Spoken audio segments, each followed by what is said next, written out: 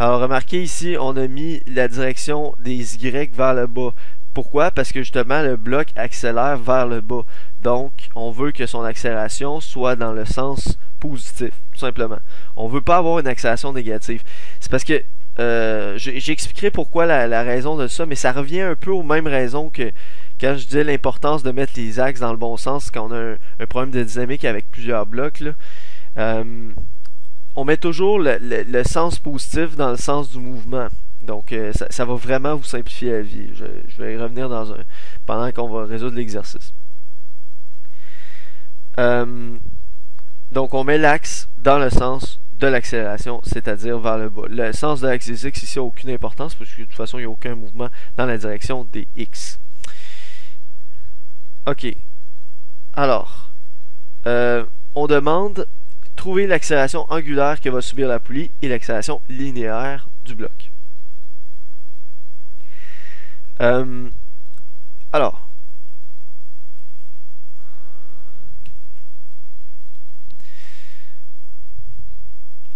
on va commencer.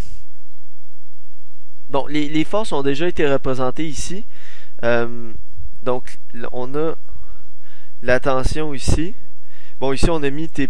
Bon, parce que bon, c'est la même module que la force T, mais en sens opposé. Moi, j'ai pris l'habitude de juste écrire T, même si c'est bon, mais c'est pas important. Et on a le poids ici vers le bas. Donc ça, c'est les forces qui agissent sur les... Donc, ces deux forces-là agissent sur le bloc et la force T agit sur la poulie. C'est la seule force qui agit sur la poulie. Donc la poulie, elle est tirée ici vers le bas à cause de la corde. Donc, tiens, on va l'écrire. Ça vaut la peine. Donc ici, on a alpha, l'accélération angulaire alpha, le moment de force tau et l'accélération linéaire alpha seront tous positifs. À cause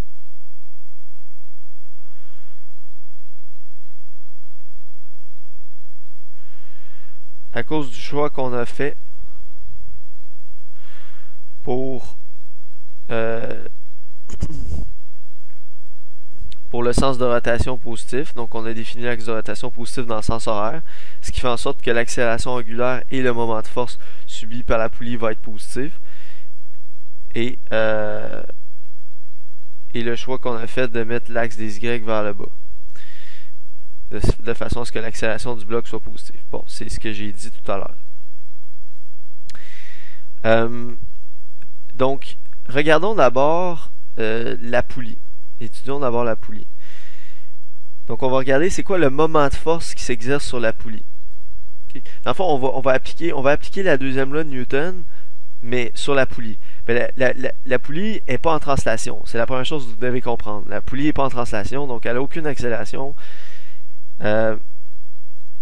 Et en fait, elle n'a aucune force résultante non plus qui s'agit sur elle.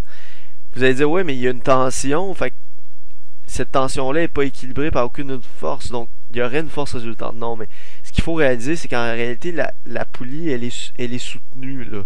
Bien sûr, parce qu'effectivement, s'il y avait juste la tension, ben, la poulie, il y aurait son poids aussi, en fait, qui est vers le bas.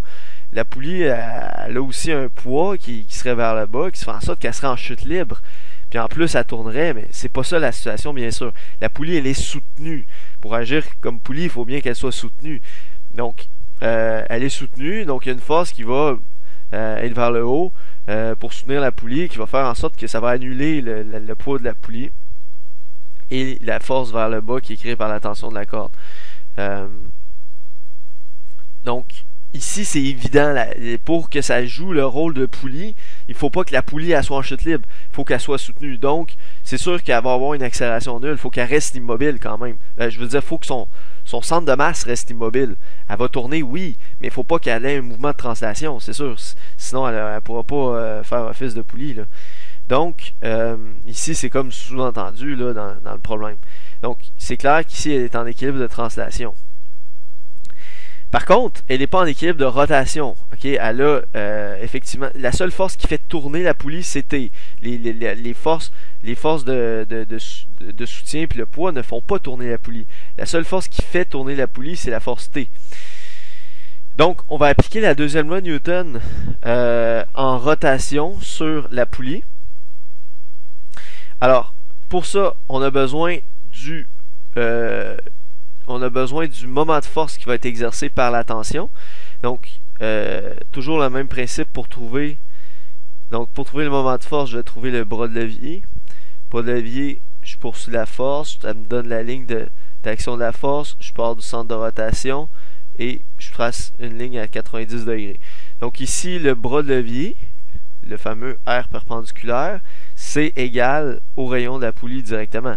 Parce que la force est déjà perpendiculaire, dans le fond, au rayon de rotation. Donc, ça, c'est comme le cas simple. Là, c'est le bras levier est directement égal au rayon de la poulie. Parce que le rayon est justement perpendiculaire déjà à la ligne d'action de la force. Donc, autrement dit, on va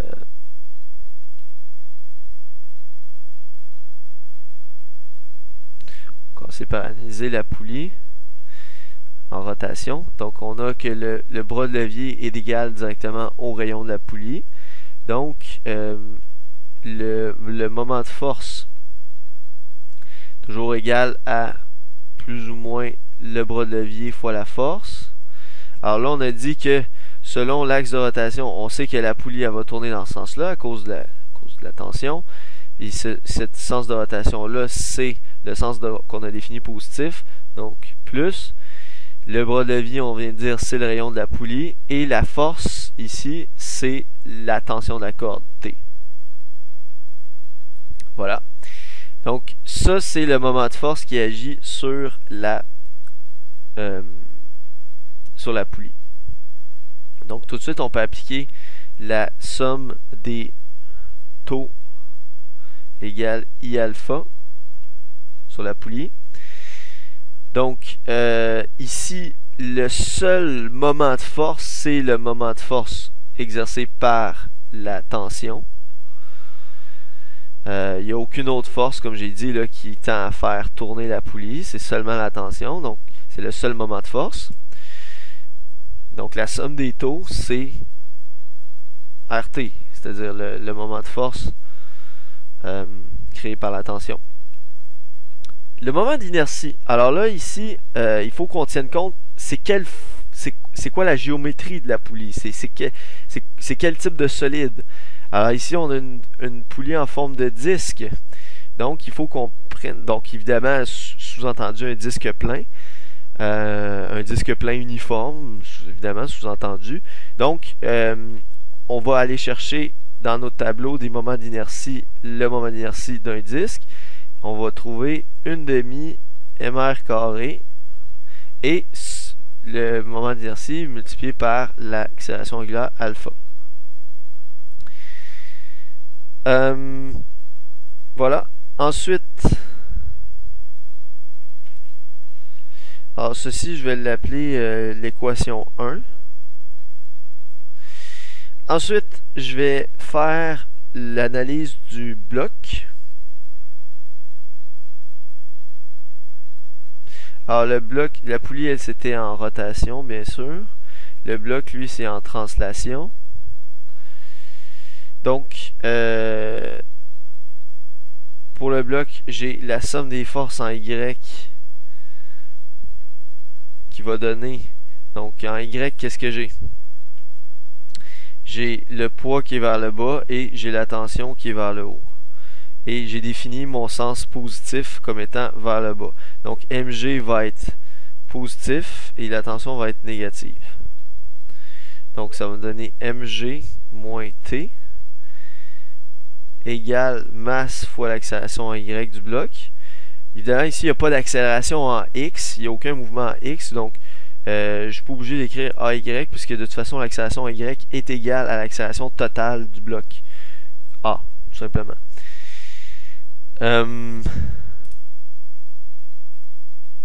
Donc ça va être mon équation 2. Fait que vous voyez, donc j'ai appliqué la deuxième loi de Newton en rotation pour le bloc et la deuxième loi de Newton en translation. La deuxième loi de Newton en rotation pour la poulie, la deuxième loi de Newton en translation pour le bloc. Je vais vous faire remarquer une chose. Dans les exercices qu'on faisait au chapitre 2 sur la dynamique, on tenait jamais compte de la poulie, en fait. On assumait que la poulie, c'était juste un objet sans masse qui faisait juste rediriger la direction d'une corde, finalement. Mais ici, la raison pour laquelle on en tient compte, c'est parce que c'est une poulie massive. Autrement dit, c'est une poulie qui a une masse significative. Contrairement à ce qu'on faisait en chapitre 2, où on négligeait toujours la masse de la poulie. On disait que c'était une poulie sans masse. Okay, c'est comme une poulie que, finalement, donc en n'ayant aucune masse, ça veut dire quoi? Ça veut dire qu'elle n'a aucun moment d'inertie.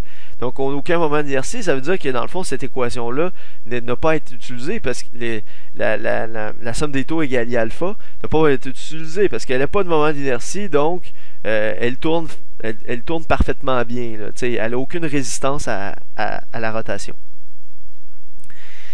Alors là, on étudie une situation différente. C'est comme si là maintenant, c'est pas juste une petite poulie légère, c'est vraiment une grosse poulie qui est une espèce de gros disque plein.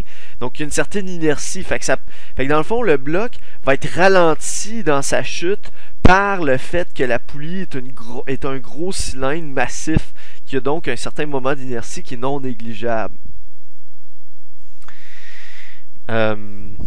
Donc c'est ça la différence. Pourquoi on ne tenait jamais compte de ça dans le chapitre 2? Ben, c'est parce que justement, pour en tenir compte, on a besoin de ce qu'on est en train de faire présentement. On a besoin de la dynamique de rotation, du concept de moment d'inertie, puis ça, on ne l'avait pas au chapitre 2. Donc on négligeait. Mais là, on ajoute quelque chose de nouveau. Alors, on a nos deux équations de base ici. Et n'oubliez pas, votre dernier joker, vous en avez besoin, c'est l'équation ici, accélération tangentielle égale rayon fois l'accélération angulaire, A égale R alpha, AX égale R alpha. Alors, dans le fond, ce que ça dit, ça, c'est... dans le fond, ça permet d'aller chercher le rayon... pardon, l'accélération tangentielle de la poulie.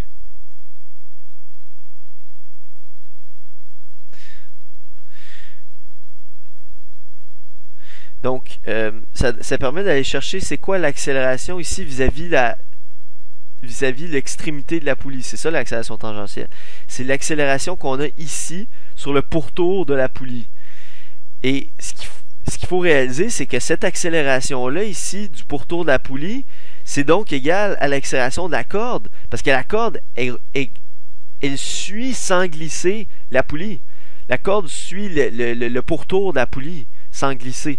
Donc, l'accélération tangentielle de la poulie ici est égale à l'accélération de la corde, et la corde a la même accélération que le bloc. C'est ça qu'il faut réaliser, là. Donc, autrement dit, l'accélération tangentielle de la poulie va nous donner directement l'accélération du bloc. Alors, ça, c'est la clé, parce que ça permet de faire le lien entre l'accélération angulaire.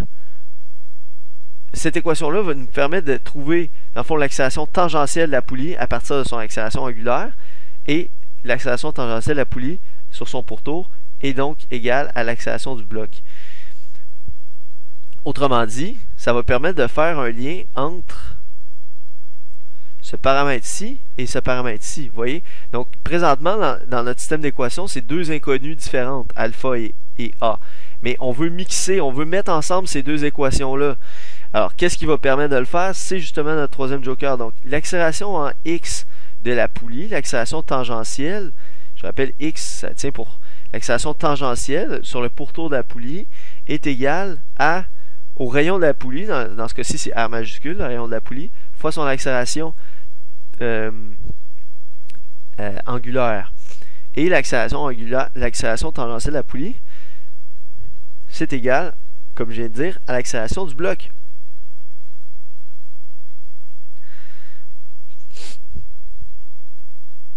L'accélération du bloc, je l'ai appelé simplement A.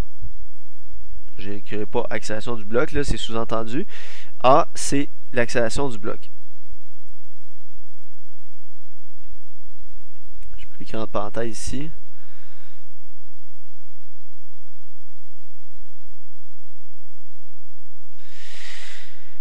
Donc c'est ça. Donc, ça nous permet de faire le lien.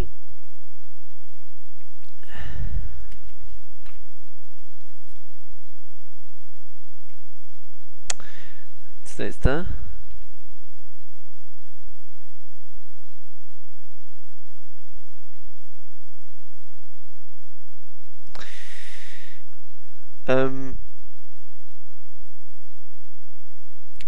Alors, là, je vais reprendre. Donc, une fois qu'on a ces trois équations-là, la physique est terminée, en fait. La physique est déjà terminée dans le problème. C'est tout ce qui reste maintenant, c'est de faire de l'algèbre. Donc, on a trois équations. Donc, l'équation de dynamique de rotation, l'équation de translation et l'équation qui relie l'accélération angulaire de la poulie avec l'accélération linéaire du bloc. Une fois qu'on a ça, on a tous les ingrédients pour faire notre recette. Alors, je peux partir là, vous pouvez y aller comme vous voulez. Tous les chemins mènent à Rome. Mettons que moi, je pars de l'équation 2. Donc, l'équation 2, et j'isole, mettons, la tension dans l'équation 2. Donc, T égale à mg moins ma. Et je plug ça dans l'équation 1. Donc, je vais avoir... Donc, dans l'équation 1, j'ai rayon fois la tension. La tension, je vais la remplacer par ce que je viens de trouver. mg moins ma égale 1/2 masse de la poulie, rayon carré, alpha.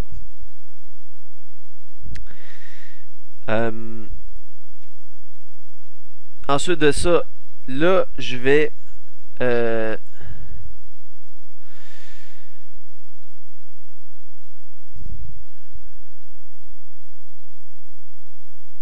seconde.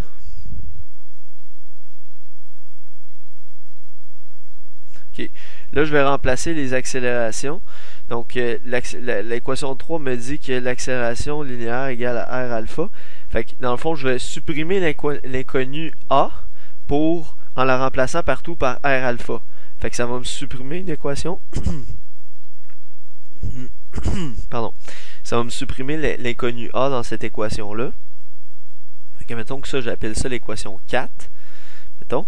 Fait que là, ce que je vais faire, je vais mettre l'équation 3 dans l'équation 4. Donc, autrement dit, je vais substituer A par R alpha dans l'équation 4. Ça va donner R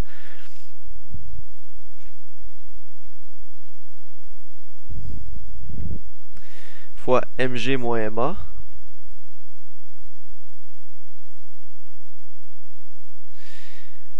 oups, c'est ça, je remplace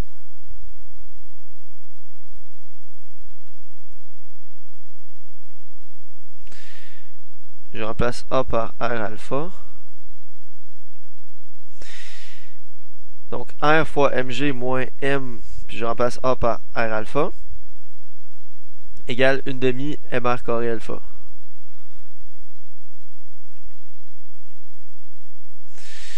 Ok. Là, dans le fond, ce que je voudrais aller... Ce que je cherche, faut pas oublier ce que je cherche. Ce que je cherche, c'est l'accélération angulaire du bloc et l'accélération linéaire... l'accélération angulaire de la poulie et l'accélération linéaire du bloc. Donc, je vais aller chercher... Donc là, je vais aller isoler l'accélération angulaire dans cette équation-là. Fait que dans le fond, si je développe le terme, ça fait RMG moins...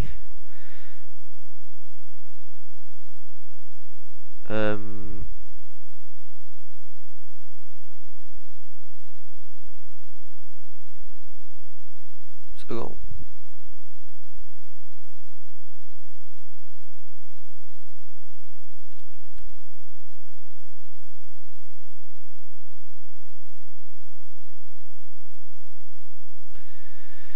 RMG moins M R carré alpha égale 1/2 mr carré alpha. Là, je pourrais tout diviser mon équation par r. Je vais mettre les termes en alpha ensemble. Donc ici, je vais avoir 1/2 mr alpha plus mr alpha égale à mg. Fait que là, si je mets l'alpha en évidence, ça va faire 1/2 mr plus mr égale à mg.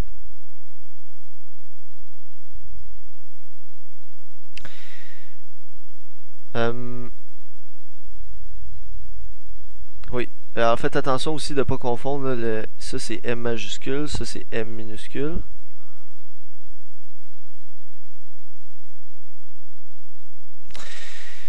Donc si j'isole mon alpha, ça va me donner mg sur 1/2 grand M R plus petit m r. Voilà. Donc là, voilà, c'est mon équation.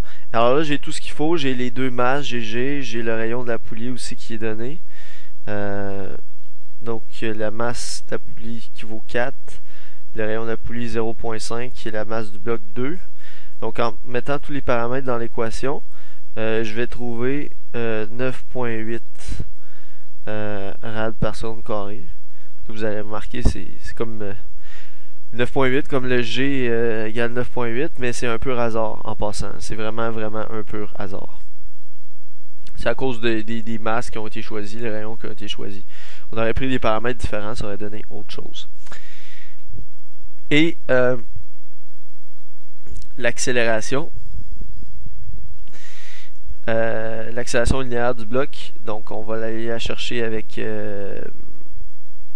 notre équation 3 finalement. Donc l'accélération linéaire du bloc est égale à r fois alpha. Alors ça va donner 0.5 m fois 9.8, ça va donner 4.9 mètres par seconde carré. Encore là, ben, vous allez dire, ah, c'est la moitié de G, mais encore là, un pur hasard. C'est à cause des masses qui ont été choisies, le rayon qui a été choisi. Voilà, donc c'est ça qui termine cette partie-ci de l'exercice. Je vais terminer la vidéo ici et prochaine vidéo, on continue l'exercice.